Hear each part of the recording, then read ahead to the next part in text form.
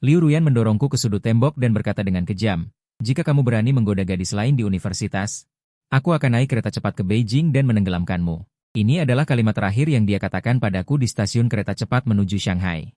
Dia mengenakan gaun putih dan rambut hitam panjangnya tergerai, tampak murni hingga bisa diperas airnya. Kata-kata yang keluar dari mulutnya membuatku merinding. "Tenang saja, aku ini orang yang paling setia." Aku mencubit pipinya sambil tersenyum. Lagi pula, siapa yang bisa menandingi Liu Ruyanku? Cantik dan juga yang ire, sangat menarik. Dia melotot padaku. Dia berjinjit dan menggigit leherku, meninggalkan bekas gigitan yang jelas sebagai tanda. "Kamu milikku." Inilah pacar teman masa kecilku, yang tampak polos di luar. Namun sebenarnya seorang yang ire dengan rasa kepemilikan yang meledak-ledak. Kami tumbuh bersama sejak kecil, mulai dari merebut mainan di taman kanak-kanak hingga SMA. Berciuman diam-diam di ruang peralatan, 18 tahun tak terpisahkan, hingga ujian masuk perguruan tinggi selesai. Aku pergi ke Beijing, dia pergi ke Shanghai. Hubungan jarak jauh ini sungguh berat. Sudah sebulan sejak awal kuliah, aku sudah menghitung hari sampai libur hari nasional. Teman-teman sekamarku tahu aku punya pacar. Mereka setiap hari melihatku tersenyum bodoh pada ponselku. "Su Emyu, pacarmu sedang memeriksa." Wang Pangzi melemparkan ponsel yang bergetar padaku. Panggilan video tersambung, wajah Liu Ruyan muncul di layar. Dia mengenakan piyama, rambutnya basah, jelas baru selesai mandi. "Apakah ada gadis yang mendekatimu hari ini?" Dia langsung ke intinya. "Ada." Aku sengaja menggodanya. Gadis tercantik di kelas sebelah meminjam catatanku, dan bilang aku mengedipkan mata padanya. "Kan?" Mata Liu Ruyan menyipit. "Apakah dia cantik?" "Lumayanlah. Dia itu rubah betina." "Ayahmu, Su Emyu."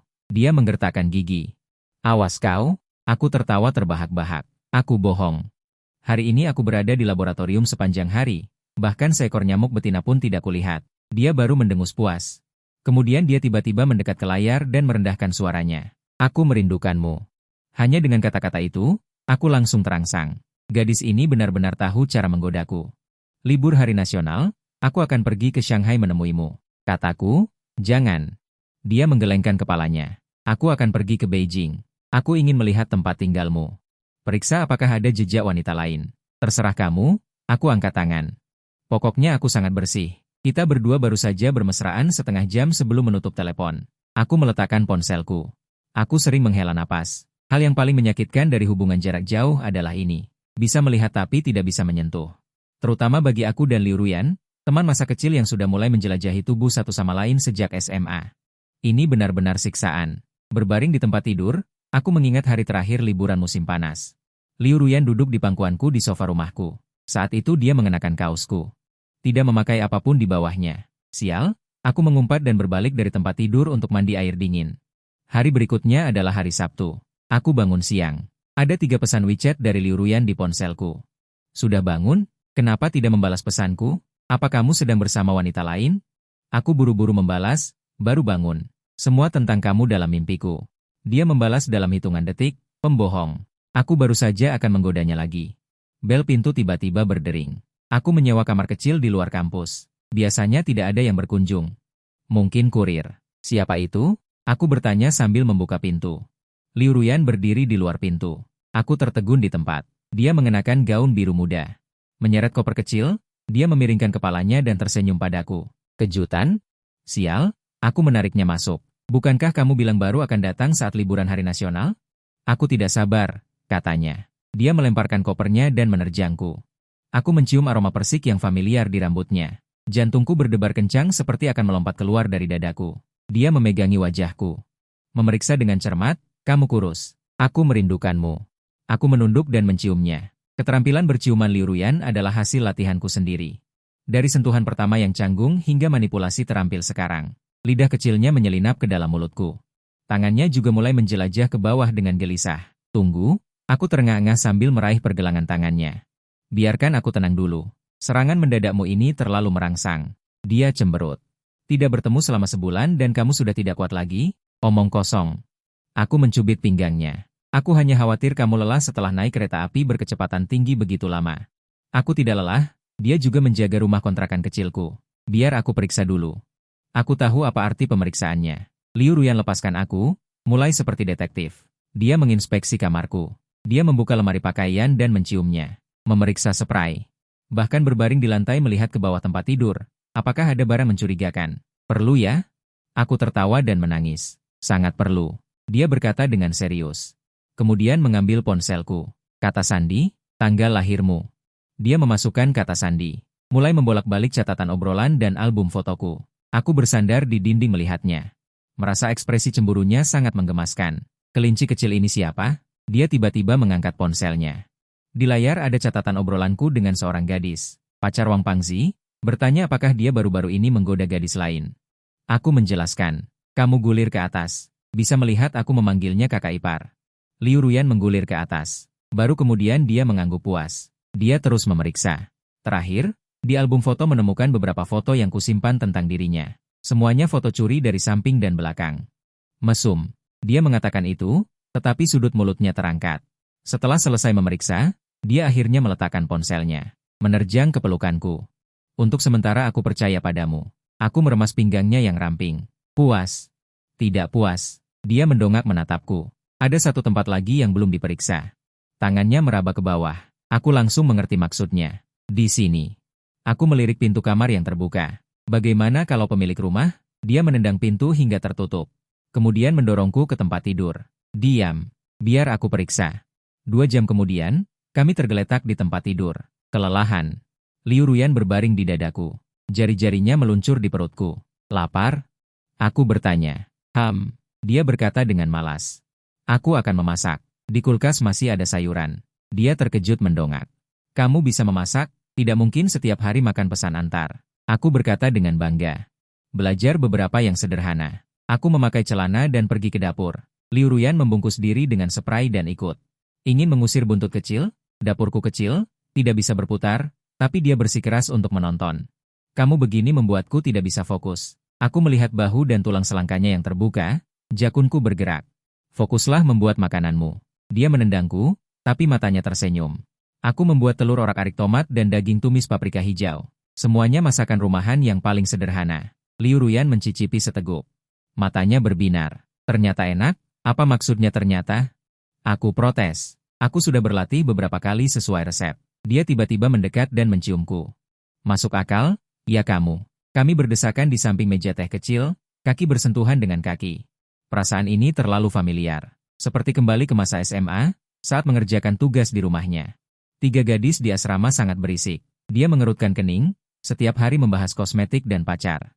Menjengkelkan. Tidak menyebutkan aku kepada mereka. Jika disebutkan, mereka akan membuat keributan bersama.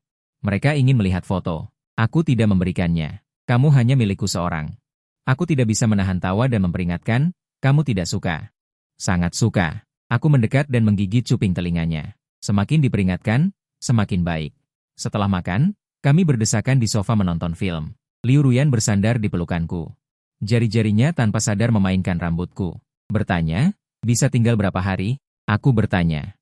3 hari, dia menghela napas. Hari Senin ada kelas. Harus kembali. Kalau begitu, aku akan pergi ke Shanghai menemuimu minggu depan. Dia mendongak menatapku. Apakah kamu merindukanku? Tentu saja merindukanmu. Aku mencubit hidungnya. Sangat merindukanmu sampai belajar memasak. Dia tertawa. Kemudian tiba-tiba teringat sesuatu, mengeluarkan sebuah kotak kecil dari koper. Ini untukmu. Aku membukanya. Sekotak kue-kue khas Shanghai. Takut kamu kelaparan sampai mati. Katanya. Hatiku menghangat. Gadis ini mulutnya galak. Sebenarnya lebih perhatian dari siapapun. Film baru setengah jalan, tanganku mulai tidak sopan. Liu Ruyan menepukku. Baru selesai makan. Diamlah sebentar. Aku hanya membantumu mencerna. Aku berkata dengan serius. Dia memutar matanya ke arahku. Tapi malah duduk di pangkuanku, banyak alasanmu. Malam. Kami berdesakan di ranjang single. Bulan September di Beijing sudah agak dingin, tapi memeluk Liu Ruyan seperti memeluk api kecil. Suemyu, dia memanggilku dalam kegelapan. Aku mencintaimu. Hatiku menghangat, aku memeluknya lebih erat. Aku juga mencintaimu. Dan, Nona, dia mencubit lenganku. Tapi tidak keras. Pagi Senin ketika Liu Ruyan pergi, apartemen suaku tiba-tiba terasa kosong. Aroma sampo persiknya masih tertinggal di spray. Aku memeluk bantalnya, bermalas-malasan sampai saat terakhir sebelum bangun. Saat mengantarnya ke stasiun kereta cepat, gadis ini berusaha keras untuk tidak menangis, tetapi ketika kereta mulai bergerak, aku jelas melihat. Dia menempelkan wajahnya di kaca jendela, ujung hidungnya sampai gepeng, sampai mengirim pesan. Aku menghadap kereta yang sudah jauh, tidak tahu apakah dia mendengarnya atau tidak. Di kereta bawah tanah dalam perjalanan pulang. Ponsel bergetar. Itu foto dari Liu Ruyan. Close-up matanya yang merah dan bengkak. Ini semua salahmu. Aku mengetik sambil tersenyum. Salahku. Libur hari nasional diganti. Bagaimana cara menggantinya? Dia langsung membalas. Biar aku menggigitmu sampai puas. Aku mengirim emoji menjulurkan lidah. Dasar mesum. Dia membalas dengan emoji palu memukul kepala. Inilah keseharian kami. Tidak pilih-pilih, tidak tahu malu. Wali kelas SMA pernah berkata bahwa kami berdua berkolusi. Aku merasa penilaian ini cukup tepat. Setelah sampai di sekolah, Wang Pangzi mendekat dengan misterius. 3 hari tidak bertemu. Sangat menyenangkan? Persetan. Aku menendang kursinya. Pacarku datang. Pantas saja jalannya melayang-layang. Dia mengedipkan mata. Jumat ini rekrutmen klub. Ikut tidak? Di klub dansa semuanya cewek. Aku baru saja akan menolak, layar ponsel menyala. Permintaan panggilan video Liu Ruyan. Wang Pangzi mendekat dengan nakal, dicemooh oleh Yangko, kecil yang terkenal sundera. Aku pergi ke koridor baru mengangkatnya. Wajah Liu Ruyan memenuhi layar. Sepertinya dia sudah di asrama. Latar belakangnya adalah tirai penggemar. Tadi bicara dengan siapa? Dia menyipitkan mata. Wang Pangzi, teman sekamarku. Aku mengarahkan kamera ke ruang kelas. Wang Pangzi bekerja sama lebih cepat dari siapapun. Apakah dia mengenakan pakaianmu untuk pergi ke klub yang tidak pantas? Intuisi Liu Ruyan sangat akurat dan menakutkan. Aku selalu memberitahu, klub dansa merekrut anggota baru. Dia mencibir. Kamu ingin melihat gadis-gadis menggoyangkan pantat mereka? Aku hanya suka melihatmu menggoyangkannya. Aku merendahkan suara, terutama saat hanya mengenakan kaosku. Telinganya memerah. Tapi mulutnya tidak mau kalah. Suenu, jika kamu berani pergi. Aku tahu, aku menimpali. Tiba-tiba aku teringat bagaimana tangan itu menyulut api di tubuhku 3 hari lalu. Jangan menatapku seperti itu. Dia memelototiku melalui layar. Seperti apa? Seperti ingin memakanmu. Aku tertawa, kamu tidak ada di sini, aku hanya bisa memakanmu dengan tatapan. Wajahnya semakin merah, dia mengalihkan pembicaraan, kamu datang tanggal berapa saat libur hari nasional? Malam tanggal 30. Tiketnya sudah dibeli. Aku menunjukkan catatan tiketnya padanya. Tinggal di mana? Penginapan sekolahmu? Aku menyewa apartemen jangka pendek. Dia menggoyangkan ponselnya dengan bangga. Ada dapur. Kamu bisa memasak untukku. Kami mengobrol seperti ini sampai dia harus masuk kelas. Sebelum menutup telepon, dia tiba-tiba berkata, putar kameranya ke sana. Untuk apa? Aku ingin melihat. Apakah ada gadis yang mencuri pandang padamu? Aku dengan enggan melakukannya, menyapu seluruh kelas. Memang ada beberapa gadis di barisan belakang, tetapi mereka semua menunduk membaca buku. Gadis yang memakai sweater putih itu. Liu Ruyan tiba-tiba berkata, baru saja menatapmu. Astaga. Bisa terlihat sampai sini. Aku terkejut dengan ketelitiannya. Mungkin dia hanya mendongak untuk beristirahat. Sebaiknya begitu. Dia menyipitkan mata mengancam, Suemyu. Kamu milikku seorang. Mengerti? Jangan menggoda wanita. Setelah menutup video, aku menyadari gadis berjaket putih itu memang sedang menatapku. Melihat aku menyadarinya. Dia dengan murah hati mendekat. Teman, bisakah aku meminjam catatan kuliah terakhir? Saat aku ragu-ragu, Wang Pangzi menyela, dia punya pacar. Yang sangat galak. Gadis itu tertawa canggung, aku hanya ingin meminjam catatan. Tidak apa-apa, aku memberikan catatan itu padanya. Berpikir tentang cemburunya Liu Ruyan. Jika dia tahu tentang ini, dia pasti akan meledak. Saat video call malam itu. Aku berinisiatif mengakui bahwa hari ini ada seorang gadis yang meminjam catatanku. Liu Ruyan sedang memakai masker wajah. Mendengar itu, dia langsung melepas maskernya. Cantik, wanita cantik, dadanya besar, tidak memperhatikan. Pembohong. Dia meraih boneka di sebelahnya ke arah kamera. Kamu pasti melihatnya. Aku memprotes, sungguh tidak. Wang Pangzi bisa menjadi saksi. Kamu memang seperti itu. Malas memasak. Aku berbicara jujur. Masakanmu enak. Jangan berlebihan. Dia mengatakan itu dengan jijik. Tetapi matanya menunjukkan senyuman. Aku akan membuatkan makanan enak untukmu saat libur hari nasional. Kami mengobrol tentang hal-hal kecil. Dia memperlihatkan lampu-lampu di Bund Shanghai kepadaku. Aku memperlihatkan bulan di ganggang Beijing kepadanya. Akhirnya, kelopak matanya terasa berat karena mengantuk. Dia masih berusaha keras untuk tidak menutup telepon. Tidurlah, kataku dengan lembut. Aku melihatmu tidur. Dia mengangguk dengan linglung, ponsel bersandar di bantal. Aku melihat napasnya berangsur-angsur tenang, bulu matanya memberikan bayangan kecil di bawah lampu meja. Ini adalah kebiasaan baru kami setelah LDR. Tidur sambil terhubung. Meskipun biaya kuota internet membuatku sakit hati. Justru sebaliknya. Aku menghibur dengan lembut. Aku hanya memilikimu. Dia menarik napas. Benarkah? Benarkah? Aku mencium ponsel. Tidurlah. Keesokan harinya saat bangun, aku menemukan panggilan video itu berlangsung selama 7 jam. Liu Ruyan sudah bangun. Mengirim pesan. Selamat pagi, priaku. Aku tersenyum membalas. Selamat pagi, Nona Liu. Hari-hari seperti ini berlangsung selama seminggu. Di siang hari, kami belajar masing-masing. Di malam hari, video call. Sesekali chatting. Liu Ruyan sepertinya tahu jadwal pelajaranku dengan sangat baik. Selalu mengirim pesan saat aku selesai kelas. Suatu kali, kelas eksperimen terlambat selesai. Dia mengirim beberapa pesan berturut-turut. Aku dalam bahaya. Aku akan menelepon dosenku. Jumat malam. Perekrutan anggota klub dimulai. Awalnya aku tidak ingin pergi, tapi Wang Pangzi bersikeras menarikku untuk melihat keramaian. Penampilan klub dansa memang luar biasa. Para gadis mengenakan rok mini dan menari K-pop yang mengundang sorak-sorai. Rekam sebentar untuk pacarmu. Wang Pangzi tersenyum jahat. Kau ingin aku mati? Aku memutar mata, tapi secara ajaib, aku tetap merekam beberapa detik dan mengirimkannya ke Liu Ruyan. Lumayan, mereka menari tidak sebaik kamu. 3 detik kemudian, ponselku meledak. Liu Ruyan langsung mengirim video dengan latar belakang koridor asrama. Dia mengenakan piyama, rambutnya berantakan, Suemyu. Dia menggertakkan giginya. Apa maksudmu?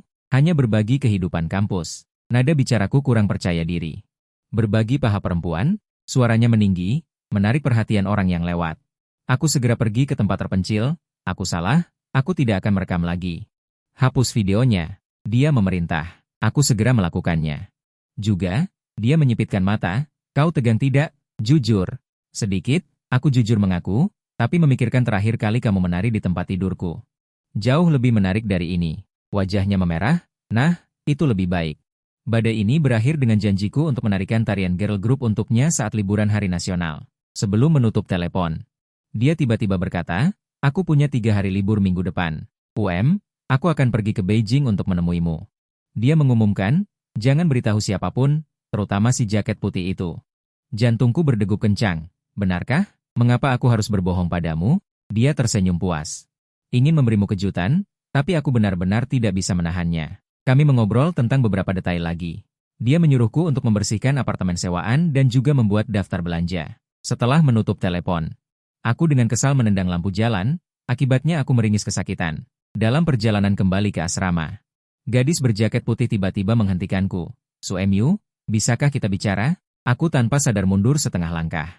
Ada apa? Jangan tegang. Dia tersenyum, aku dari badan mahasiswa.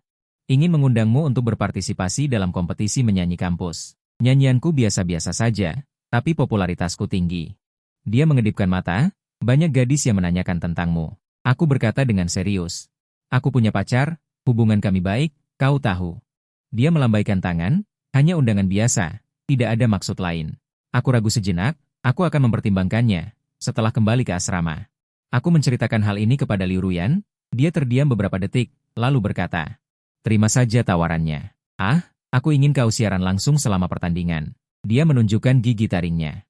Biarkan semua orang tahu bahwa kau sudah ada yang punya. Inilah pacar yanderku, bahkan cara menyatakan kepemilikan pun sangat unik. Pada hari pertandingan, aku menyanyikan lagu Xiao Qingge yang paling disukai Liu Ruyan. Ponsel diletakkan di bawah panggung, kamera menghadap panggung. Aku bisa membayangkan Liu Ruyan di asramanya di Shanghai, memegang ponsel dan menonton siaran langsung. Saat mencapai bagian ref, aku dengan cepat mengubah liriknya. Bahkan jika seluruh dunia disandera oleh kesepian, aku tidak akan lari karena aku mengangkat tangan kiriku, menunjukkan gelang yang dirajut Liu Ruyan untukku. Di Shanghai ada seorang gadis kecil yang cengeng. Penonton heboh. Di layar ponselku, Liu Ruyan mengirim serangkaian simbol hati. Pertandingan selesai. Seorang gadis berambut putih datang memberi selamat. Pacarmu sangat bahagia. Ya, aku tersenyum melihat pesan yang dikirim Liu Ruyan di ponselku. Penampilanmu bagus. Sebagai hadiah, kau bisa melihat pesan dari klub dansa selama 3 detik lebih lama. Aku juga sangat bahagia. Dalam perjalanan kembali ke rumah sewa, angin musim gugur menggugurkan daun maple. Aku menghitung hari. Jarak kedatangan Liu Ruyan yang tiba-tiba tinggal 4 hari lagi, jarak hingga hari nasional tinggal 7 hari lagi. Hubungan jarak jauh sangat sulit, tetapi setiap pertemuan kembali terasa manis dan membuat ketagihan, seperti sekarang. Di layar kunci ponselku ada foto yang baru saja dikirim Liu Ruyan. Dia mengenakan kemejaku. Di rumah sewanya di Shanghai, dia mengambil foto punggungnya di depan cermin. Bagian bawah kemeja menutupi pinggulnya. Samar-samar, penuh godaan. Persiapan sebelumnya. Tunggu kau memeriksanya. Aku tersenyum dan menekan ponsel ke dadaku. Angin musim gugur di Beijing sepertinya tidak terlalu dingin. Pukul 3 pagi, aku terbangun oleh getaran ponsel. Pesan Liu Ruyan muncul di layar. Buka jendela. Aku berjalan ke jendela dengan linglung, pertama membuka tirai. Di bawah, di samping lampu jalan, berdiri sosok yang familiar. Rambut hitam panjang tergerai tertiup angin malam. Sebuah koper berwarna merah muda tergeletak di kakinya. Dia mendongak dan melihatku mengangkat ponselku dan menggoyangkannya. Aku bergegas turun tanpa sempat memakai sepatu. Malam Beijing di bulan September sudah agak dingin. Liu Ruyan hanya mengenakan kardigan tipis, ujung hidungnya membeku dan memerah. Kamu gila. Aku langsung memeluknya erat. Kenapa kamu datang sendirian selarut ini? Aku merindukanmu. Dia menggosokkan dirinya di dadaku, suaranya teredam. Dan aku bilang akan melakukan inspeksi mendadak. Aku mengangkat kopernya, terasa berat saat disentuh. Apa yang kau bawa sampai berat begini? Hadiah untukmu. Dia mengedipkan mata dengan licik. Ada juga koper. Tangga apartemen rusak. Kami naik ke atas dalam gelap. Tangan Liu Ruyan menggenggam erat sudut bajuku, ujung jarinya sedingin es. Saat pintu dibuka dan lampu dinyalakan, dia tiba-tiba menutupi mataku. Jangan bergerak dulu. Aku mendengar dia menarik napas. Kemudian suara koper dibuka dan ditutup. 5 detik kemudian, dia melepaskan tangannya. Di meja kopi ada kotak kue yang indah. Di atasnya tertulis dengan coklat, peringatan 1 bulan. Kita sudah 1 bulan bersama. Dia berjinjit dan mencium daguku. Sebenarnya aku ingin tiba di pagi hari, tapi tidak bisa mengubah tiket. Hatiku menghangat. Gadis ini selalu ingat hari-hari aneh seperti ini. Saat SMA. Bahkan pertama kali kita membaca buku di ruang kesehatan sekolah pun dianggap sebagai hari peringatan. Kue ini rasa coklat, dengan selai raspberry di tengahnya. Liu Ruyan bersikeras menyuapiku, akibatnya krim mengenai ujung hidungku. Dia tersenyum dan mendekat untuk menjilatnya. Aroma sampo persik masuk ke hidungku. Aku langsung mendorongnya ke sofa. Tunggu dulu. Dia menahan dadaku. Jelaskan dulu masalahnya. Masalah apa? Gadis berjaket putih. Dia menyipitkan matanya. Kakak sepupu teman sekamarmu ada di sekolahmu. Dia bilang melihat kalian makan bersama. Aku merasa kulit kepalaku mati rasa. Itu rapat klub. Ada belasan orang. Sungguh, bohong, aku anjing. Aku mengangkat 3 jari. Lagi pula, dia tidak secantik kamu. Liu Ruyan mendengus pelan. Sebuah foto jatuh dari ponselnya. Memang benar aku dan gadis berjaket putih itu di kantin. Tapi sudut fotonya sangat lihai seperti kencan. Baru saat itulah aku menyadari alasan sebenarnya serangannya mendadak. Dia cemburu. Aku mencubit pipinya. Tidak juga. Dia memalingkan wajah. Aku hanya ingin menyatakan kepemilikan. Aku tersenyum dan mengeluarkan kunci dan memberikannya padanya. Mau pergi ke leherku sekarang? Memasang label, pacar, bisa dipertimbangkan. Dia akan menganggapnya nyata. Lalu dari dalam koper, mengeluarkan alat yang tidak cocok. Ini saja sudah cukup. Di dalam kotak ada gelang pasangan. Gelangku ada gembok perak, gelangnya ada kunci. Aku patuh mengulurkan tangan agar dia memasangkannya. Saat gesper logam mengunci pergelangan tanganku, dia tiba-tiba mendekat ke telingaku. Sudah dikunci, kamu milikku kan? Gadis ini selalu bisa mengucapkan kata-kata cinta seperti dialog film horor. Jam 4 pagi, kami berdesakan di ranjang single sambil berbagi kue. Liu Ruyan tiba-tiba teringat sesuatu. Dia melompat dari tempat tidur tanpa alas kaki untuk mencari di koper. Hampir lupa hal penting. Dia mengeluarkan map berwarna pink. Di sampulnya tertempel label, buku harian observasi Su MU. Di dalamnya tertempel rapi selama sebulan terakhir. Semua tangkapan layar momen WeChatku, Suka Weibo, bahkan catatan mendengarkan musik di NetEase Cloud Music. Setiap malam dia menandai titik-titik mencurigakan dengan stabilo. Misalnya, lagu cinta yang dibagikan pada jam 3 pagi. Catatan. Dia tampak bangga. Wang Pangzi menerimaku 2 kali makan hotpot. Wah, ternyata ada mata-mata di dalam. Aku merebut map itu dan mengembalikannya ke tempat tidur. Tidur. Besok baru diadili. Dia melilit tubuhku seperti gurita. Kakinya menekan perutku. Dalam kegelapan, napasnya berangsur-angsur tenang. Namun, jari-jarinya masih mencengkeram erat ujung bajuku, seolah takut aku kabur. Aku mencium lembut rambutnya. Ini bukan inspeksi mendadak, ini jelas karena rindu berat. Keesokan harinya saat bangun tidur, Liu Ruyan sudah berpakaian rapi dan sedang merias wajah. Aku melihatnya di cermin, memakai lipstik stroberi. Di sudut matanya juga digambar tahi lalat kecil yang penuh perhitungan. Hari ini mau kemana? Tanyaku sambil mengucek mata. Ke sekolahmu. Dia menoleh dan tersenyum padaku. Aku ingin semua orang tahu kamu sudah ada yang punya. Aku langsung tersadar. Gadis ini akan membuat masalah. Jalanan makanan ringan gerbang utara ramai. Liu Ruyan memeluk erat lenganku. Kukunya sesekali mencubitku, mengingatkanku untuk tidak melihat kemana-mana. Saat melewati stan rekrutmen klub tari, Seorang gadis berjaket putih sedang membagikan selebaran. Aku jelas merasakan jari-jari Liu Ruyan menegang. Hai, tertarik dengan klub tari? Gadis berjaket putih itu memberikan selebaran. Matanya berhenti di Liu Ruyan selama 2 detik. Liu Ruyan tiba-tiba mengangguk dan mencium pipiku dengan keras. Sayang, aku mau makan takoyaki. Aku hampir tersedak air liur sendiri. Panggilan, sayang, ini sangat merdu. Beberapa anak laki-laki di samping serentak menoleh. Ekspresi gadis bersweater putih itu membeku. Diam-diam mengambil kembali brosur. Saat membeli Maruko kecil, Liu Ruyan mencubit pinggang belakangku. Wajahnya tadi sudah hijau. Puas? Aku tersenyum tak berdaya. Lumayan, katanya sambil menggigit Maruko kecil dengan tidak jelas. Selanjutnya pergi ke labmu. Lab adalah yang utama. Sebelum membuka pintu, Liu Ruyan sengaja merapikan rambutnya, lalu tiba-tiba menarik kerah bajunya ke samping, memperlihatkan bekas merah di tulang selangka. Aku buru-buru menariknya kembali. Nenek moyang, ini sekolah. Dia mendorong pintu sambil tersenyum nakal. Di laboratorium hanya ada dosen pembimbing dan beberapa senior. Liu Ruyan langsung beralih ke mode patuh. Menyapa dengan nada manis seperti madu. Dosen memujinya karena pengertian. Juga bertanya bagaimana aku mendapatkan pacar secantik ini. Aku mengejarnya. Liu Ruyan menggandeng lenganku. Sudah dimulai sejak taman kanak-kanak. Para senior bersorak. Telingaku terasa panas. Gadis ini selalu bisa menceritakan hubungan kami seperti dongeng.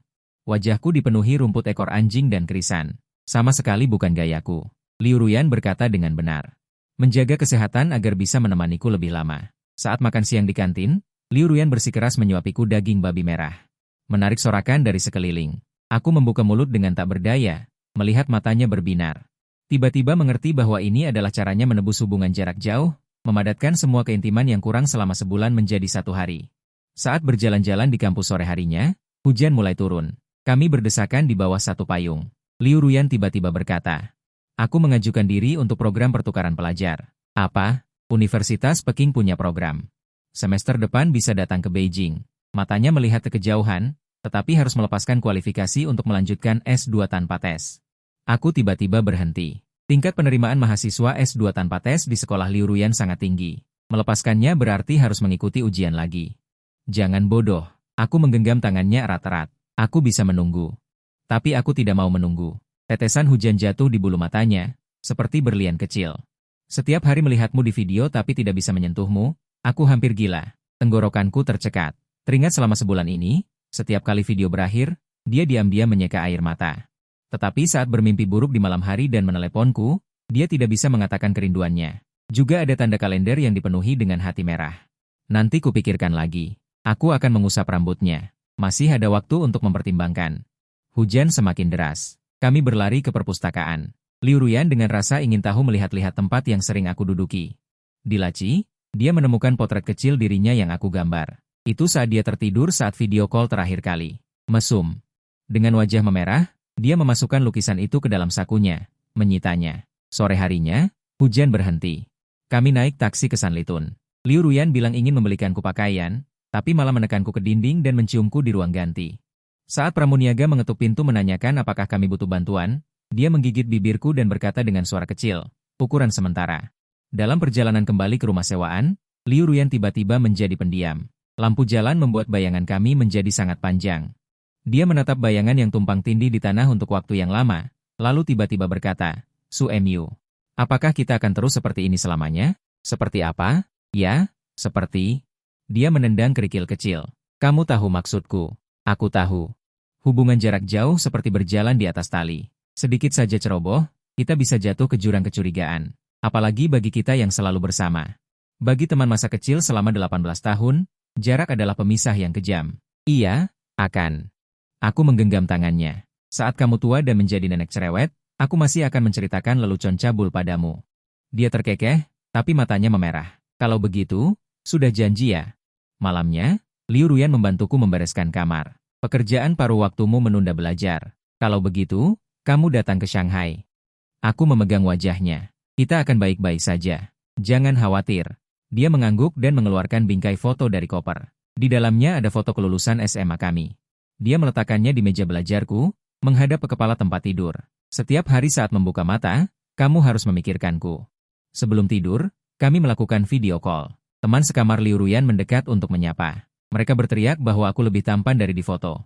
Liu Ruyan segera memutar kamera ponsel ke dirinya sendiri dan berkata dengan galak, Tidak boleh melihat. Setelah menutup telepon, dia memelukku seperti koala. Aku benar-benar ingin memasukkanmu ke dalam koper dan membawamu pergi. Kalau begitu, kamu harus membeli yang ukuran super besar. Dia tiba-tiba teringat sesuatu, lalu melompat turun dari tempat tidur dan menggeledah tasnya. Hampir lupa yang paling penting. Itu adalah map bening berisi foto-foto kesehariannya yang diambil di Shanghai. Ruang kelas tempat dia belajar, makanan di kantin, kucing liar di bawah asrama. Di setiap bagian belakangnya tertulis tanggal dan kata-kata singkat. Hari ini ketiduran di kelas hukum perdata. Meng Jie merebut daging yang diberikan bibi kantin kepadaku lagi. Lebih manja dari anak kucing, jadi kamu tidak akan ketinggalan kehidupanku. Dia berbicara dengan serius, dadaku terasa sesak. Gadis ini selalu bisa menggunakan cara paling kikuk untuk mengungkapkan cinta yang paling membara. Setelah lampu dimatikan, Liu Ruyan berbaring di dadaku dan membuat lingkaran. Aku masih bisa datang sekali sebelum hari nasional. Terlalu melelahkan, aku merindukanmu. Suaranya berangsur-angsur mengecil, dan aku takut. Takut apa? Takut kamu menyadari, hidup tanpaku juga bisa sangat menyenangkan. Hatiku bergetar, ternyata sikap posesifnya yang berlebihan itu. Semuanya berasal dari rasa aman. Selama 18 tahun kami tidak terpisahkan, tetapi sekarang kami harus hidup terpisah ribuan mil. Bodoh, aku mencium puncak rambutnya, semua hal indah dalam hidupku adalah kamu. Dia bergesekan di pelukanku, napasnya berangsur-angsur stabil. Sinar bulan menembus celah tirai, melemparkan garis cahaya tipis panjang di wajahnya. Melihat bekas air mata, aku dengan lembut menyeka air mata yang belum kering di sudut matanya. Teringat laci tempat menyimpan tiket kereta cepat, juga menyembunyikan panduan aplikasi mahasiswa pertukaran Universitas Perjuangan, pasar cinta lulusan saling mengejar. Dan kami berdua diam-diam bersiap untuk berlari lebih cepat. Malam sebelum hari nasional, aku menggenggam tiket kereta cepat dan berlari dengan panik di gerbang pemeriksaan tiket. Stasiun Beijing Selatan dipenuhi orang, ranselku berisi permen buah yang dilapisi gula untuk Liu Ruyan dan sehelai syal sutra yang pernah dia sebutkan. Ponsel bergetar, pesan Liu Ruyan muncul. Terlambat 1 menit akan kugigit sampai mati. Aku menyeringai, membalasnya. Cuci bersih lehermu dan tunggu. Saat kereta mulai berjalan, malam di luar jendela gelap gulita. Kereta cepat Beijing-Shanghai kelima ini akan membawaku ke Shanghai dalam 4 jam 18 menit. Membawaku ke sisi gadis sombong yang manis dan pedas itu. Paman di sebelahku mendengkur dengan keras. Aku beralih ke antarmuka WeChat, avatar Liu Ruyan berkedip, pesan belum dibaca. Pakai pakaian yang sudah aku siapkan untukmu saat turun dari kereta cepat. Lampirannya adalah sebuah gambar, tercetak sebuah kaos dengan tulisan pacar. Yang sangat galak. Aku membalas dengan 6 titik, dan dibalas dengan ekspresi kelinci yang sombong. Stasiun Hongqiao terang benderang, aku mengenakan kaos yang memalukan itu, menyeret koper dan melihat sekeliling di pintu keluar. Tiba-tiba seseorang dari belakang menutup mataku, aroma sampo persik memasuki hidungku. Tebas siapa aku? Dia sengaja merendahkan suaranya, aku memegang daging lunak di pinggangnya dengan tangan belakang. Istriku Liu Ruyan. Dia tersenyum dan melepaskan tangannya. Di bawah sinar rembulan, dia mengenakan rok pendek denim dan atasan crop top, rambut panjangnya diikat menjadi ekor kuda tinggi, dan sudut matanya ditempeli payet. Gadis utama elemen api yang keluar dari komik, jakunku bergerak, koperku jatuh ke tanah. Aku langsung menariknya ke dalam pelukanku, bajunya pas. Dia menyodok kata-kata di dadaku. Lalu berjinjit dan menggigit telingaku, hadiah untukmu. Hadiah ini berlanjut hingga ke jok belakang taksi. Sopir melirik kami melalui kaca spion. Liu Ruyan segera membuat tanda merah di leherku, menyatakan kepemilikannya. Aku tersentak kesakitan. Dia menjilat bibirnya, tanda selesai. Rumah kontrakan lebih hangat dari yang kubayangkan, apartemen kecil 1 kamar tidur dan 1 ruang tamu. Vas bunga matahari diletakkan di atas meja kopi. Bantal kartun ditumpuk di sofa. Yang paling mencolok adalah foto di dinding. Kami mengambilnya saat perjalanan kelulusan SMA di Qingdao. Dia menunggangi bahuku untuk menahan angin laut, ombak membasahi roknya. Kamu suka? Liu Ruyan memelukku dari belakang. Aku berbalik dan menekannya ke dinding, aku lebih suka ini. Saat dia merasa sulit bernapas, dia tiba-tiba mendorongku. Serahkan ponselmu dulu. Inspeksi mendadak 2.0 datang lagi. Dia membuka telapak tangannya, kukunya dicat merah tua yang menggoda.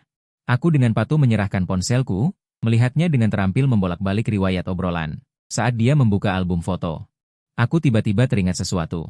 Pekan lalu, saat tim building laboratorium, seorang gadis berjaket putih memaksa berfoto denganku. Ujung jari Liu Ruyan berhenti di foto itu. Udara langsung membeku, jelaskan. Suaranya sangat pelan. Tapi membuat punggungku merinding, itu diambil saat makan malam kelompok tugas. Dia tiba-tiba mendekat dan mengambilnya. Aku mengangkat tangan menyerah. Wang Pangzi bisa bersaksi. Liu Ruyan menyipitkan mata. Memindahkan foto ke ponselnya sendiri, lalu menghapus gambar aslinya di depanku. Kemudian dia membuka WeChat. Menemukan kotak dialog gadis berjaket putih, menampilkan diskusi akademis. Pesan terakhir adalah dia bertanya padaku. Catatan kuliah hukum perdata. Anggap saja kamu jujur. Dia mendengus ringan. Melempar ponsel itu kembali padaku, tapi hukuman tidak boleh kurang. Aku pikir dia akan menggigit leherku lagi. Dia mengeluarkan seragam pelayan dari lemari, kenakan ini dan buatkan aku camilan tengah malam. Aku mengangkat beberapa potong kain itu. Ini bisa menutupi apa? Intinya bukan untuk menutupi. Dia memiringkan kepalanya dan tersenyum. Akhirnya aku menyaksikan dengan mata kepala sendiri aku mengenakan seragam pelayan dan memasak mie instan di dapur. Liu Ruyan duduk di meja dapur sambil mengayunkan kakinya. Dia tiba-tiba berbisik di telingaku, sebenarnya aku sudah mengecek jadwal kelasmu. Gadis berjaket putih itu bernama Yeling, sepertinya jurusan bisnis dan hukum, tinggal di asrama distrik barat. Dia menghitung dengan jarinya, hari Selasa dan Kamis kelas hukum kekayaan intelektual yang sama denganmu, suka minum teh susu talas boba. Tanganku gemetar, kulit telur jatuh ke dalam panci. Kau menyewa detektif pribadi? Bukan urusanmu. Dia menendang betisku. Pokoknya, kau milikku. Kata-kata ini seperti mantra, membuat hatiku luluh. Aku mematikan api dan berbalik. Liu yang berbaring di dadaku sambil membuat lingkaran. Aku akan magang di Beijing setelah liburan hari nasional. Apa? Semua proyek kerjasama di drama dan dengan lingkaran merah. Dia mendongak, matanya berbinar. 3 bulan, aku langsung duduk tegak. Kenapa tidak bilang dari awal? Kejutan, dia cemberut. Dan, aku takut kau bosan karena aku terlalu lengket. Cahaya bulan menembus tirai tipis, memberikan bayangan kecil di wajahnya. Tiba-tiba aku mengerti mengapa perjalanannya ke Shanghai ini begitu antusias. Dia merasa tidak aman. Takut jarak membuatku bosan. Bodoh, aku mengacak-acak rambutnya. Aku ingin kau lengket seumur hidup. Dia terisak, tiba-tiba menangis. Air mata menetes di dadaku, terasa sangat panas. Aku dengan panik menyekanya. Tapi dia semakin menangis. Akhirnya, dia terisak dan berkata, Su Emyu. Sepertinya aku sakit. Aku panik jika tidak melihatmu. Aku ingin menggigitmu setiap kali aku melihatmu berbicara dengan orang lain. Dia mencengkeram kerah bajuku.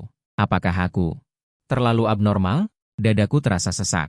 Gadis ini, di depan orang lain, bangga seperti merak, sekarang menunjukkan kelemahan terbesarnya padaku. Ya, itu cukup abnormal. Aku mencium matanya yang basah, tapi aku menyukainya. Dia tersenyum di tengah tangisnya. Aku mengambil kesempatan untuk menambahkan, tapi lain kali, beritahu aku langsung. Jangan memikirkannya sendiri. Kencan kita di setiap kelas adalah dengan berpelukan hangat di depan pintu. Itu sudah terukir di dahiku. Bisa dipertimbangkan. Dia mengangguk seolah serius. Angin malam mengacak-acak rambut panjangnya. Tiba-tiba aku teringat tahun ketiga SMA. Dia demam tinggi. Aku pergi ke rumahnya untuk mengantarkan catatan. Dia demam dan linglung. Tetapi dia dengan erat menggenggam tanganku dan berkata, Su Emyu, kau tidak boleh menyukai orang lain. Saat itu aku tahu bahwa hidupku akan berakhir di tangan orang yang sakit. Keesokan harinya pergi kebun. Liu Ruyan bersikeras memakai pakaian pasangan. Kami memang pasangan, bahkan jika itu dipaksakan. Orang-orang yang lewat sering menoleh. Dia dengan bangga memainkan rambutku, seperti burung merak kecil yang sombong. Jalan Nanjing Timur sangat ramai. Dia tiba-tiba berhenti. Apakah itu Linian? Aku mengikuti pandangannya. Seorang gadis berjaket putih sedang membeli teh susu di seberang jalan. Seorang pria tinggi berdiri di sampingnya. Liu Ruyan menyipitkan mata. Itu pacarnya. Sepertinya begitu. Aku menghela napas lega. Ayo pergi. Pergi menyapa. Dia menarikku untuk tidak menyeberang jalan. Kulit kepalaku terasa sakit. Nenek, jangan. Sudah terlambat. Liu Ruyan berteriak dengan jelas, Kakak Lin. Gadis berjaket putih itu berbalik. Ekspresinya berubah dari terkejut menjadi canggung. Su Emyu, siapa ini? Ini pacarku, Liu Ruyan. Aku dengan enggan memperkenalkan. Dia datang untuk menyapa, melihatmu 3 kali, tapi sudahlah. Dia tiba-tiba melepaskan tanganku dan berlari dengan gembira ke depan. Pokoknya, kamu milikku. Aku mengejarnya dan memeluk pinggangnya. Jangan marah lagi, nenekku. Dia mengangkat dagunya, tapi malam ini kamu harus memakai pakaian pelayan untuk membayarku. Hari ketiga libur nasional. Kami tinggal di rumah sewaan sepanjang hari. Liu Ruyan tiba-tiba ingin memotong rambutku. Akibatnya, dia memotong poni yang bergerigi. Aku tertawa dan menangis ketika melihat ke cermin. Tapi dia memegang wajahku dan berkata, tampan, selalu tampan. Sinar matahari sore menembus tirai. Dia berbaring di pangkuanku dan tidur. Itu benar-benar terjadi. Aku memainkan rambutnya. Kudengar gadis-gadis Beijing sangat antusias. Bahkan lebih antusias darimu. Dia mencondongkan tubuh dan menggigit tulang selangkaku. Lumayan. Kami berciuman. Sinar matahari menggambar kotak-kotak di lantai. Saat ini, aku tiba-tiba berharap waktu berhenti, tanpa kecurigaan sedikit pun. Hanya dia yang dengan rakus mencari napas dan detak jantungku yang tak terkendali. Sore harinya pergi berbelanja di supermarket. Liu Ruyan ragu-ragu di bagian makanan ringan. Aku mengambil kesempatan untuk menyelinap ke rak produk kontrasepsi. Ketika aku kembali, dia sedang membandingkan 2 bungkus keripik kentang. Sudah dipilih? Aku bertanya. Dia melihat kotak di tanganku. Telinganya langsung memerah. Bajingan, siapa yang bilang malam ini akan? Diam. Dia membungkam mulutku, dengan panik melihat sekeliling. Beli punyamu saja. Akhirnya, dia diam-diam melemparkan sekotak rasa stroberi ke keranjang belanja. Hari kelima libur nasional, kami pergi ke Disneyland. Liu Ruyan memakai bando telinga kelinci. Dia bersikeras aku memakai model pasangan. Saat berfoto di depan kastil, dia tiba-tiba berkata, "Nanti pernikahan di sini." Aku hampir tersedak air liurku. Dia sudah ingin menikah denganku? Tidak boleh, dia melotot. Kamu sudah bilang dari SMA akan menikahiku. Itu karena kamu menodongkan jangka ke leherku, memaksaku mengatakannya. Dia cemberut dan hendak pergi. Aku menariknya kembali. Saat kembang api meledak, aku menciumnya. Baiklah, menikahimu. Matanya lebih terang dari lampu kastil. Hari kepulanganku. Liu Ruyan mengantarku ke stasiun Hongqiao. Di depan pemeriksaan keamanan, dia tiba-tiba mengeluarkan sebuah kalung. Di dalamnya ada botol kecil berisi kacang merah. Nenekku bilang ini bisa melindungi keselamatan. Dia berjinjit dan memakaikannya padaku. Tidak boleh dilepas. Barang bukti cinta. Penanda, dia mengoreksi. Di dasar botol terukir namaku. Aku membelai kata, cinta, kecil itu. Dadaku terasa panas. Pengumuman mulai mendesak pemeriksaan tiket. Mereka semua memelukku. Sampai jumpa minggu depan, sampai jumpa minggu depan. Saat kereta mulai berjalan, aku menerima pesan darinya. Di botol ada GPS. Jangan coba-coba kabur. Aku menjawab sambil tersenyum, sangat diinginkan. Langit Shanghai biru jernih. Tiba-tiba aku merasa hubungan jarak jauh tidak seburuk itu. Lagi pula, ada seseorang yang menyeberangi gunung dan lautan untuk mencintaimu. Hari Liu Ruyan pindah ke Beijing. Hujan deras. Aku memegang payung menunggu di bawah gedung tempatku magang.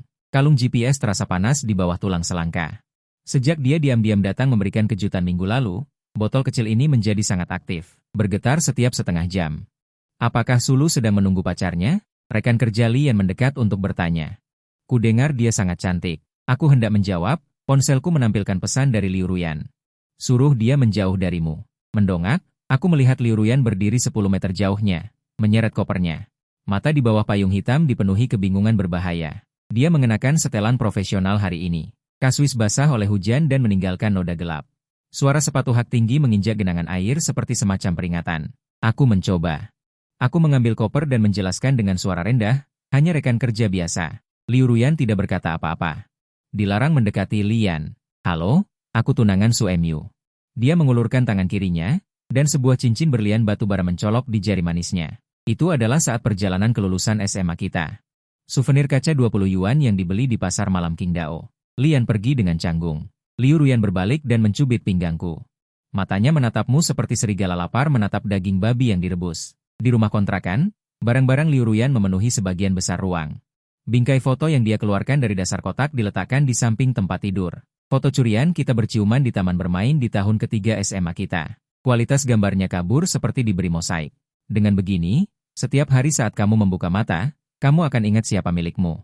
Dia membuka kerahku dan memeriksa. Kalungnya tidak dilepas. Mana berani aku. Aku memegang pergelangan tangannya, dan liontin kunci gelang logam itu membuat telapak tanganku sakit. Di malam hari, Liu Ruyan berbaring di dadaku dan menggambar lingkaran. Besok temani aku melapor ke Luso. Ini bukan permintaan. Kukunya meluncur di perut bagian bawahku, dan dia mendeklarasikan kepemilikannya. Keesokan harinya di resepsionis Luso. Liu Ruyan mengeluarkan sekotak kue buatan tangan dan membagikannya kepada rekan-rekannya. Setiap kue ditulis dengan frosting, Su Emyu ringan. Sebuah hati juga digambar di sudut. Nona administrasi memujinya karena kebajikannya. Dia tersenyum manis. Mulut Su Emyu ku pemilih, jadi aku hanya bisa belajar membuatnya. Setelah kembali ke kantor, ekspresinya langsung berubah. Wanita berambut keriting itu terus mencuri pandang padamu. Dia punya pacar. Hubungan jarak jauh.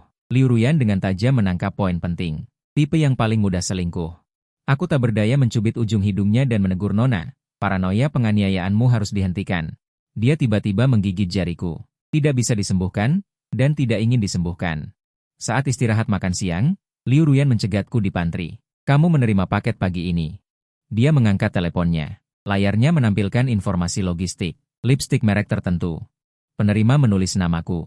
Wang Pangzi membelikannya untuk pacarnya. Mengisi alamatku untuk menghindari air. Aku mengeluarkan paket yang belum dibuka di laci. Buka sekarang. Dia menggelengkan kepalanya. Menyembunyikan wajahnya di bahuku. Maaf, aku tidak bisa mengendalikannya. Napas menyembur ke kulit, lembab dan hangat, tiba-tiba aku mengerti kegelisahannya. Di kota asing ini, aku adalah satu-satunya layanannya. Setelah pulang kerja, kami pergi berbelanja di supermarket. Liu Ruyan berdiri lama di depan rak perlengkapan pesawat, akhirnya mengambil sekotak rasa stroberi. Sebagai hadiah karena kamu bersikap baik hari ini, saat membayar, dia tiba-tiba menarikku. Gadis itu sedang melihatmu, gadis di dekat kasir mengenakan seragam, menunduk memainkan ponselnya. Dia sama sekali tidak. Belum selesai bicara, kalung GPS tiba-tiba bergetar. Wajah Liu Ruyan berubah drastis, mengeluarkan ponsel dan membuka sebuah aplikasi. Di layar terdapat peta Beijing. Sebuah titik merah berkedip di lokasi kami. Dia memperbesar layar, di atas kepala gadis itu. Ternyata ada nama panggilan WeChatku, Su Mu. Kamu membagikan lokasimu dengannya? Suara Liu Ruyan bergetar. Aku terpaku di tempat. Aplikasi itu, aku tidak bertemu. Aku sangat mengenalnya. Itu adalah program pelacak yang dikembangkan sendiri oleh Liu Ruyan. Baru minggu lalu dia secara paksa menginstalnya di ponselku. Dan sekarang, dia menampilkan informasi yang tidak masuk akal. Tunggu, aku meraih pergelangan tangannya. Ini tidak mungkin. Gadis itu tiba-tiba mendongak dan tersenyum main-main pada kami. Liu Ruyan seperti kucing yang ketakutan, berada di depanku. Tapi kemudian gadis itu berjalan mendekat. Kak, kelompok drama akan latihan minggu depan, apakah Anda akan datang? Baru saat itulah aku mengenalinya. Dia adalah adik kelas dari kelompok drama sekolah. Sementara di layar ponsel Liu Ruyan, nama panggilan WeChatku perlahan berubah menjadi Bing Xiaoyu, ID akun sosial adik kelas. Dalam perjalanan pulang, Liu Ruyan dengan erat memutar setir. Kalung GPS bersinar redup di malam hari. Seperti kamera pengintai yang aneh. Programnya mengalami bug, dia berulang kali berkata, "Aku jelas-jelas mengatur hanya untuk melacakmu. Ibuku menjemur kalung itu di layar kecil. Apalagi yang kamu pasang di ponselku?" Hening. Wiper menyeka jendela mobil membentuk lintasan berbentuk kipas. Rekaman panggilan. Cadangan SMS. Kamera sepenuhnya. Suaranya semakin mengecil. Juga, pemantauan detak jantung. Aku menginjak rem secara tiba-tiba. Cahaya lampu jalan menembus masuk, menyinari wajahnya yang pucat. Ternyata selama sebulan terakhir ini, setiap kali detak jantungku meningkat, itu akan berubah menjadi data yang dikirim ke ponselnya. Termasuk saat melihat gadis berjaket putih. Termasuk saat teman lab mendekat untuk berdiskusi. Termasuk sekarang, sudahlah, lepaskan saja. Aku melepas kalung itu, ini sudah berlebihan. Air mata Liu Ruyan jatuh di setir mobil. Dia bahkan sudah mulai membuka kunci gelang pasangan. Kalau begitu, matikan juga lokasimu. Kita seperti dua pasukan yang melucuti senjata. Berhadapan di malam hujan, akhirnya aku yang mengalah duluan dan memasang kembali kalung itu. Sisakan ini saja, yang lain uninstall semuanya, oke? Dia memeluk erat, air matanya membasahi kemeja. Aku hanya terlalu takut kehilanganmu. Malam itu kami tidak menyentuh apapun yang beraroma stroberi. Liu Ruyan tidur tidak nyenyak dalam pelukanku. Tengah malam tiba-tiba terbangun, aku bermimpi kamu berubah menjadi aliran data. Bagaimanapun aku menangkapnya, aku tidak bisa. Aku mencium kelopak matanya yang bergetar. Bodoh, aku di sini. Keesokan paginya, Liu Ruyan untuk pertama kalinya tidak memeriksa ponselku. Dia memasak telur dadar gosong. Bersendandung sambil menata makanan di piring, sinar matahari menembus celah tirai, menaburkan serpihan emas di bulu matanya. Aku membuat janji dengan psikolog. Dia tiba-tiba berkata, Rabu depan. Sendokku berhenti. Aku temani. Tidak perlu. Dia menunduk mengaduk kopi, ini perangku sendiri. Sebelum berangkat kerja. Dia melepaskan kalung GPS dari leherku dan dengan lembut meletakkannya di laci. Mencoba. Kencan biasa selama sehari. Tanpa lokasi, tanpa pengawasan. Kami berpisah di depan lift hijau, seperti pasangan biasa lainnya. Siang hari menerima pesannya. Lewat toko teh susu, teringat kamu suka minum Unibobo. Dilengkapi gambar 2 gelas teh susu. Salah satunya ditempeli namaku. Pulang kerja, di pintu masuk terdapat sepatu hak tinggi Liu Ruyan. Aroma kari tercium dari dapur. Dia memakai celemek sambil menumis bahan-bahan. Di atas kompor terdapat buku. Hubungan intim berbasis kepercayaan, rekomendasi dokter. Dia tersenyum malu. Di dalamnya tertulis, rasa aman harus diberikan sendiri. Aku memeluknya dari belakang. Daguku bersandar di atas rambutnya, pelan-pelan saja, aku menunggumu. Setelah makan malam, Liu Ruyan secara sukarela mengakui semua sistem pengawasan yang dia rancang. Mulai dari mencuri catatan login akun sosial mediaku hingga meretas sistem administrasi sekolah untuk memeriksa jadwal kuliahku. Mendengarkan semua ini sebanding dengan fungsi perangkat lunak mata-mata, punggungku merinding tetapi juga merasa kasihan. Berapa banyak malam yang dia habiskan untuk menulis kode-kode ini? Seperti menjalin jaring yang rapat, semuanya sudah dihapus. Dia mengosongkan tempat sampah komputer. Kecuali apa? Wajahnya memerah saat membuka album foto di ponselnya. Ribuan fotoku, dari SMA hingga sekarang. Bahkan ada close-up wajahku saat tidur. Ini disimpan. Aku merebut ponselnya dan menghindar. Supaya saat kamu membuka mata dan menutup mata, yang kamu lihat hanyalah aku. Kakaknya tertawa dan berusaha merebutnya. Kami berguling-guling di sofa. Setelah lelah bercanda, dia berbaring di dadaku dan membuat lingkaran. Sebenarnya, aku tahu siapa gadis itu. Minggu lalu aku pergi ke sekolahmu untuk mengintai. Suaranya teredam. Di lacinya ada surat cinta untukmu, tapi aku tidak menyentuhnya. Aku lebih peduli dengan alamat kelasnya. Kamu harus tahu, saat SMA, dia pernah memasukkan gadis yang menyukaiku. Dan tugasnya sendiri ke toilet pria. Kemajuan yang sangat besar dan penghargaan untuk Nona. Dia mencubit pinggangku. Kalau kamu memanggilku seperti itu lagi, aku akan menggigitmu. Sebelum tidur, Liu Ruyan mengeluarkan gelang pasangan itu. Dan memakainya lagi. Gelang itu berkilauan lembut di bawah lampu meja. Dia berkata dengan lembut, ini adalah pelacak lokasi terbaik. Aku mengerti maksudnya. Ketika cinta menjadi belenggu sukarela, setiap jejak air mata adalah tanda manis. Langit malam Beijing jarang bisa melihat bintang. Liu Ruyan tidur nyenyak di pelukanku. Tidak lagi terbangun di tengah malam. Kalung GPS tergeletak diam di laci, dan detak jantung kami secara bertahap tersinkronisasi dalam kegelapan. Rabu pagi pukul 7, Liu Ruyan duduk di tepi tempat tidur mengecat kukunya. Kuas ungu itu menari di ujung jarinya. Seperti obor kecil. Aku terbangun mencium bau bahan kimia yang menyengat. Aku menyadari dia mengenakan setelan biru tua yang belum pernah kulihat sebelumnya. Rambutnya diikat rapi menjadi kuncir kuda rendah. Hari ini pertemuan pertamamu, aku memeluknya erat. Merasakan detak jantungnya yang cepat terasa melalui kemejanya. Kalung GPS tergeletak diam di laci, tapi aku tahu dia masih memasang aplikasi pemantau detak jantung di ponselnya. Tadi malam aku pura-pura tidak melihatnya diam-diam masuk ke aplikasi. Aku akan menemanimu, tanyaku padanya. Tidak mau. Dia mendorongku menjauh. Aku bukan anak kecil lagi. Sebelum keluar, dia memasukkan foto kami berdua dan buku, hubungan intim berbasis kepercayaan, ke dalam tasnya. Di antara halaman buku ada bagian yang dilipat. Aku memperhatikan dia mengganti tali gelang pasangan dengan kotak obat kecil. Di dalamnya berisi obat putih, melatonin.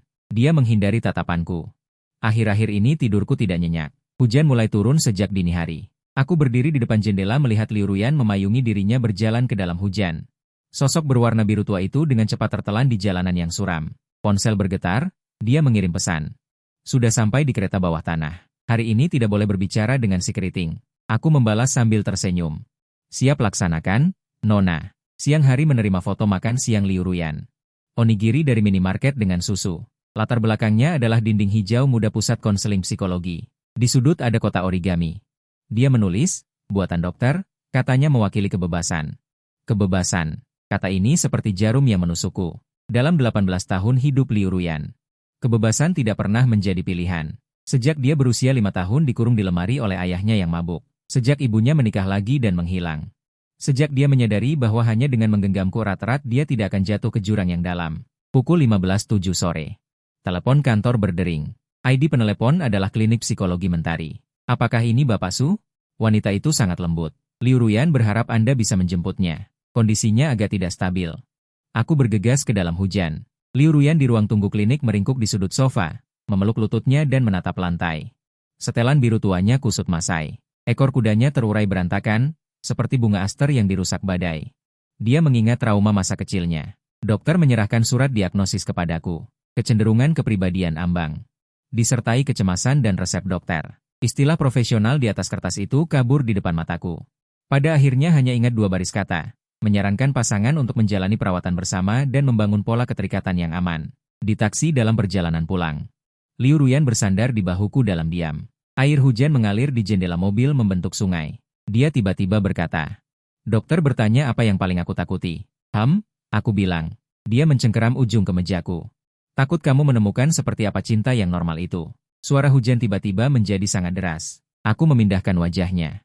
Menemukan ada bekas gigitan di sudut bibirnya. Saat lidahku merasakan rasa darah, dia bergumam tidak jelas. Selama perawatan tidak boleh berciuman. Malam itu kami pertama kali tidur di ranjang terpisah. Liu Ruyan memeluk bantal berdiri di depan pintu kamar tidur. Jari-jarinya tanpa sadar menggaruk dinding foto. Dokter berkata, perlu ruang pribadi. Aku menghangatkannya susu. Diam-diam meletakkan kalung GPS di bawah tatakan gelas. Setelah dia minum habis, dia menatap cangkir kosong itu lama sekali. Tiba-tiba berkata, saat melipat bangau kertas hari ini, aku teringat kamu menyuruhku melipat perahu kertas dengan kertas permen. Musim semi tahun ketiga SMA. Kami melipat perahu kertas dengan kertas permen Alpen di atap. Perahu yang dia buat selalu bocor. Aku memberikan semua milikku padanya, kemudian dia memasukkan semua kapal itu ke dalam botol kaca. Katanya itu adalah bahtera Nuh miliknya. Masih ingin melipatnya sekarang? Aku mengeluarkan permen min dari sakuku, dia berhenti, matanya berbinar. Lalu dengan cepat mematikannya. Dokter berkata, perilaku ketergantungan harus dicoba.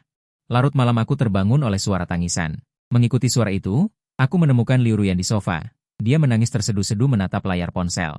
Itu adalah video aku bermain basket di SMA. Tanggal perekaman menunjukkan hari ciuman pertama kita. Hapus ya? Dia terisak sambil membolak-balik album foto. Dokter berkata, obsesi patologis harus dibersihkan. Aku merebut ponselnya dan memeluknya erat. Biarkan saja, aku juga suka menontonnya. Dia menangis hingga kelelahan di pelukanku, akhirnya meringkuk di sudut bajuku dan tertidur. Cahaya bulan menyinari wajahnya yang dipenuhi air mata. Aku dengan lembut menyeka butiran air asin itu, teringat perkataan dokter kepadaku secara diam-diam. Dalam alam bawah sadarnya dia merasa, hanya cinta yang patologis yang bisa menahanmu. Keesokan harinya Liu Ruyan mengambil cuti sakit. Aku pulang dan menemukan dia sedang memasak bubur di dapur. Di atas kompor tergeletak 100 contoh masakan rumahan. Bubur putihnya gosong di bagian bawah. Dia dengan panik berusaha menyelamatkan bubur itu, jari-jarinya memerah karena panas, memegangi daun telinganya dan melompat-lompat. Biar aku saja.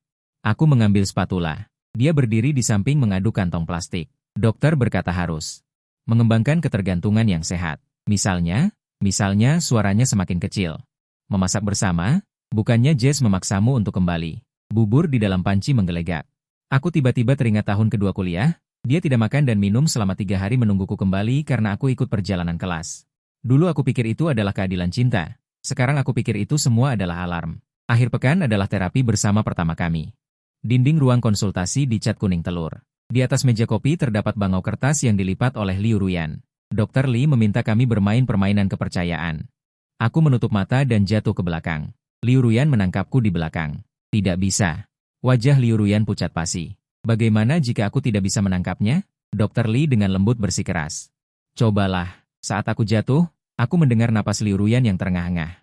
Dan langkah kaki yang panik. Dia menangkapku, tetapi kuku-kukunya menancap dalam di bahuku. Seperti orang tenggelam yang meraih kayu apung. Merasakan apa? Tanya dokter. Sakit. Aku berkata jujur. Liu Ruyan tiba-tiba melepaskan tangannya. Matanya memerah. Dokter malah tersenyum. Awal yang bagus.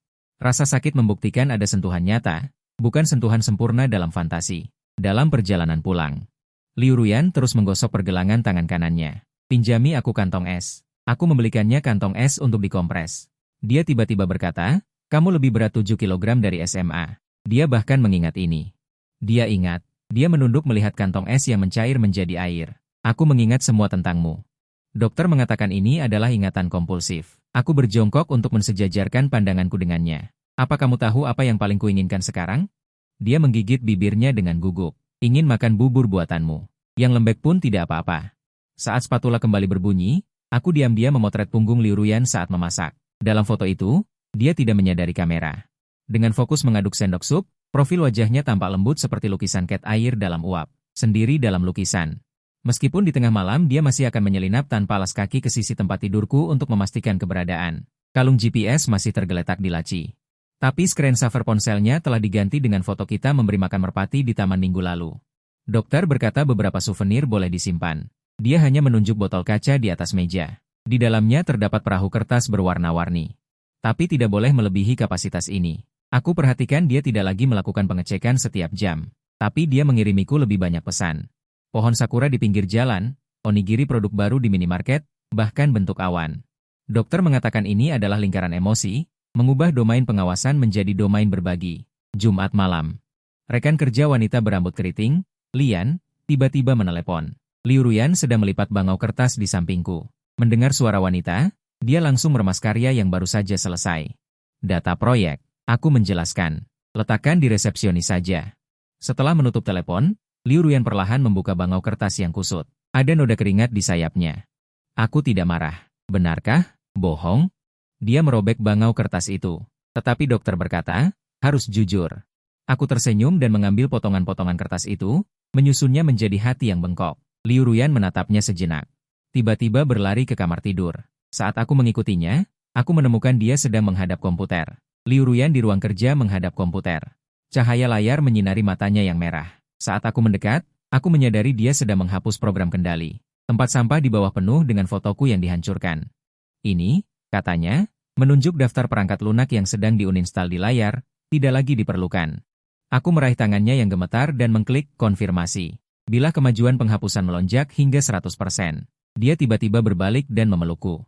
Suemyu, jika aku menjadi membosankan, apakah kamu masih akan mencintaiku? Cahaya bulan menembus tirai tipis, memberikan bintik-bintik cahaya kecil di wajahnya. Aku mencium kelopak matanya yang basah. Aku mencintaimu, bukan penyakitmu. Dia perlahan rileks dalam pelukanku. Napasku menjadi stabil, aku teringat perkataan dokter tentang membangun kembali kepercayaan, seperti mengamati cahaya bintang.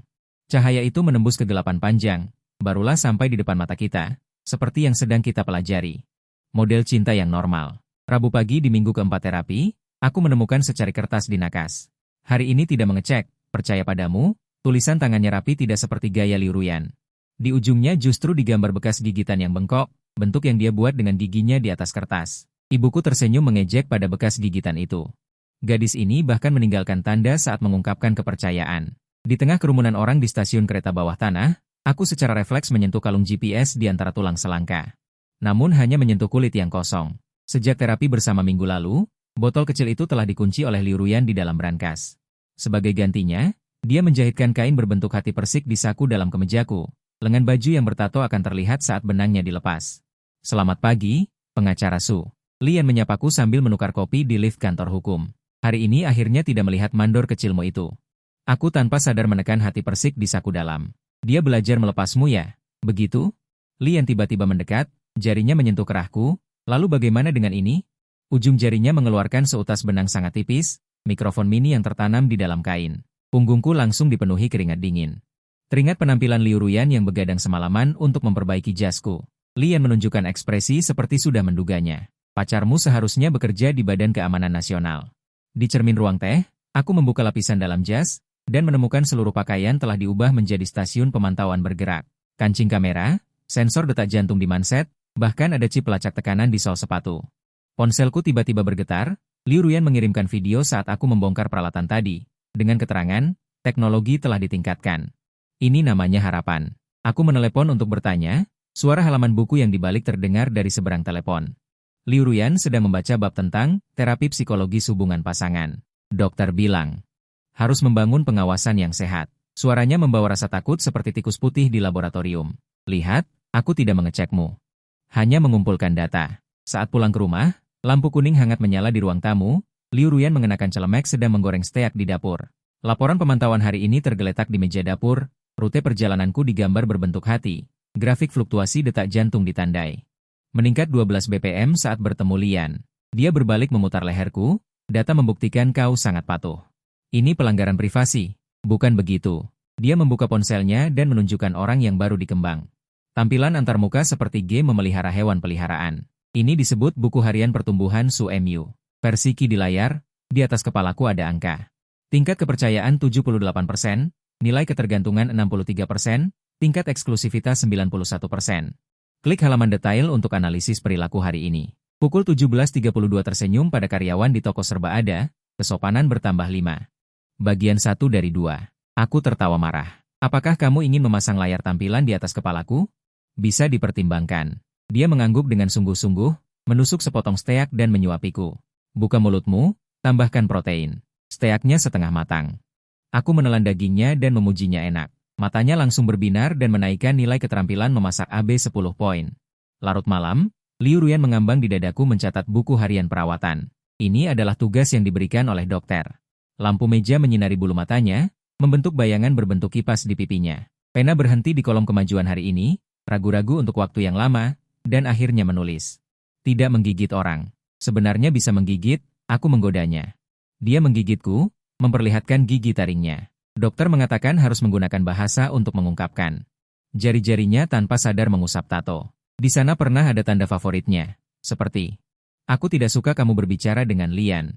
Lalu apa? Lalu, dia tiba-tiba berbalik dan menunggangiku. Kedua tangannya mencengkeram leherku tetapi tidak mengerahkan kekuatan. Kamu harus mengatakan, sayang, dengan baik. Kami tertawa bersama. Tawa Liu Ruyan seperti lonceng yang bergoyang. Ini adalah perubahan terbesar sejak perawatan. Dia mulai bisa membedakan antara lelucon dan keinginan memiliki yang sebenarnya. Saat bercanda, kancing piyamanya lepas, memperlihatkan renda pakaian dalamnya. Segera ambil kode batangnya. Setelah dipindai, itu adalah nomor ponselku. Kapan kamu membuat tato ini? Ujung jariku gemetar. Minggu lalu, hari kamu lembur, dia dengan bangga memamerkannya. Dengan begitu, bahkan jika aku amnesia, orang lain akan tahu harus mengembalikanmu kepadaku. Aku menunduk dan mencium deretan angka itu. Merasakan rasa pahit bedak dan tinta. Liu Ruyan tiba-tiba tersentak. Tatonya belum sembuh. Rasa sakit membuat pupil matanya membesar. Napasnya terengah-engah, tetapi dia tersenyum. Dengan begitu, kamu akan selamanya berada di dalam kulitku. Hari berikutnya adalah hari perawatan bersama bulanan. Di depan sofa klinik, Dr. Lee meminta kami menggunakan mainan untuk membangun hubungan ideal. Liu Ruyan berebut untuk meletakkan kubah kaca. Di dalamnya ada 2 boneka Lego. Aku hendak memprotes desain tertutup ini, tetapi dia tiba-tiba menghancurkan kubah itu. Diganti dengan benang merah yang melilit, menghubungkan boneka-boneka itu seperti pembuluh darah. Kemajuan besar. Dokter tersenyum sambil mencatat, dari kurungan hingga simbiosis, membentuk lingkaran di kereta bawah tanah. Keheningan Liu Ruyan yang tidak biasa, sampai melihat papan iklan di peron, slogan jam tangan pasangan merek tertentu. Setiap detik dan menitnya sinkron, tiba-tiba dia berkata, aku menghentikan pemantauan detak jantung. Dia memberi peringatan kemarin. Dia menunduk dan bermain dengan gantungan kuncinya. Saat kamu dan Wang Pangzi makan hotpot, detak jantungmu lebih cepat dariku. Aku tertegun sejenak sebelum menyadarinya. Wang Pangzi menceritakan sebuah lelucon. Keintiman absurd semacam ini seharusnya membuat orang sesak napas, tetapi Liu Ruyan memilih untuk mencopot pemasangan alih-alih menghentikannya. Seolah-olah binatang buas mencabut giginya sendiri. Sebenarnya, aku mengeluarkan ponselku untuk menunjukkan album foto terenkripsi padanya. Aku memasang pengawasan terbalik. Album foto itu penuh dengan catatan abnormal Liu Ruyan. Liu Ruyan diam-diam memakan obat anti alergiku. Berpikir itu bisa meningkatkan daya tahan tubuh. Kamis dini hari membakar kertas di balkon, mengutuk saingan cinta hayalan. Sabtu berlatih senyum orang normal di depan cermin, menyebabkan kejang wajah. Perilaku patologis ini dikompilasi menjadi file bernomor. Sama ketatnya dengan pengawasannya terhadapku dulu. Wajah Liu Ruyan pucat pasi, apakah kamu ingin membalas dendam padaku? Ini belajar darimu? Apa yang telah aku pelajari? Sekarang aku tahu. Selasa aku harus mengingatkanmu untuk minum vitamin, Kamis aku harus melaporkanmu ke polisi. Sabtu, aku mencubit sudut mulutnya yang kaku. Harus memberitahumu, bagaimanapun kamu terlihat cantik. Air mata langsung membasahi matanya. Menyembunyikan wajahnya di jaketku dan berkata dengan suara teredam, ini pelanggaran. Ini lebih kejam daripada GPS. Setelah hari itu, kami menciptakan permainan mesum, berlomba siapa yang pertama kali menemukan perhatian tersembunyi satu sama lain. Aku menemukan dia diam-diam mengganti kopiku dengan yang rendah kafein. Dia melihatku memasukkan pil kontrasepsi darurat ke dalam tasnya. Aku memperhatikan kata sandi ponselnya diatur seperti hari ulang tahunku. Dia sering mendesakku untuk menyetel alarm. 10 menit lebih lambat agar dia bisa tidur lebih lama. Dalam perang manis di bawah pengawasan terbalik semacam ini, kami tanpa lelah saling menembus. Hingga hari lidong itu, Liu Ruyan menungguku pulang kerja di bawah gedung gembok hijau, memegang laporan rumah sakit di tangannya. Angin utara menderu membawa salju pertama. Dia berdiri di bawah lampu jalan, seperti kura-kura yang menggigil kedinginan. Dokter menyarankan untuk menghentikan pengobatan. Dia menyerahkan laporan itu kepadaku, tingkat serotoninnya normal. Aku belum sempat senang, aku melihat suplemen diagnosis di sudut, disarankan untuk memperkuat koneksi emosional. Ini adalah cara halus untuk mencegah kekambuhan. Pemulihan Liu Ruyan dibangun di atas ikatan kuat kita. Seperti mengganti jalur saraf yang rusak dengan jembatan gantung rantai besi. Ini bagus, aku merangkulnya dan berjalan pulang. Malam ini makan hotpot untuk merayakan. Suemyu, dia menarik lengan bajuku. Jika aku menjadi orang biasa, bulu mataku akan tertutup salju. Kamu masih menggunakan pemantauan untuk memijat, salju jatuh tanpa suara di antara kita, aku teringat file yang baru diperbarui kemarin. Sinyal peringatan 107, dia linglung menatap pasangan di supermarket, diam-diam mengembalikan 2 kotak rasa stroberi. Produk KB kerak, menggantinya dengan rasa mint karena aku suka. Aku dengan lembut menyentuh salju di ujung rambutnya karena itulah dirimu yang sebenarnya. Liu Ruyan berkedip, tiba-tiba merebut ponselku, aku kira dia akan menghapus file. Namun dia membuka mode rekam, mulai sekarang, pemantauan dua arah. Di lensa, wajah kami menempel satu sama lain, dia mengumumkan ke mikrofon, Tuan Su Mu. Kamu ditangkap, kejahatannya adalah membuat orang ketagihan, Liu Ruyan. Kamera pengintai di atas kepala kita berkedip merah, seperti mata elektronik yang menyaksikan persidangan absurd ini. Dalam perjalanan pulang, Liu Ruyan melompat-lompat menginjak salju, jejak kaki membentuk hati bengkok. Sisi tas punggungnya memperlihatkan setengah dari perak, itu adalah kalung GPS yang pernah mengunciku, sekarang menggantung kunci apartemennya. Oh ya, dia tiba-tiba berkata di lift, mengajukan permohonan untuk pergi ke Hokkaido pada hari Natal. Hanya kita berdua dan Wang Pangzi dan yang lainnya, melihatku terkejut, dia tersenyum licik. Tetapi hotel memesan kamar dengan kedap suara terbaik, cermin lift mencerminkan sosok kita yang berpelukan. Aplikasi pemantauan Liu Ruyan. Masih terasa panas di sakuku, dan ponselku bergetar dengan pesan yang baru saja dia kirim. Detak jantung 120. Terkonfirmasi masih hidup, mungkin inilah cara kita berhubungan, mempertahankan cinta normal dengan cara yang tidak sehat. Seperti dua tahanan yang melepaskan kanda mereka tetapi secara sukarela berdiri di dalam bom.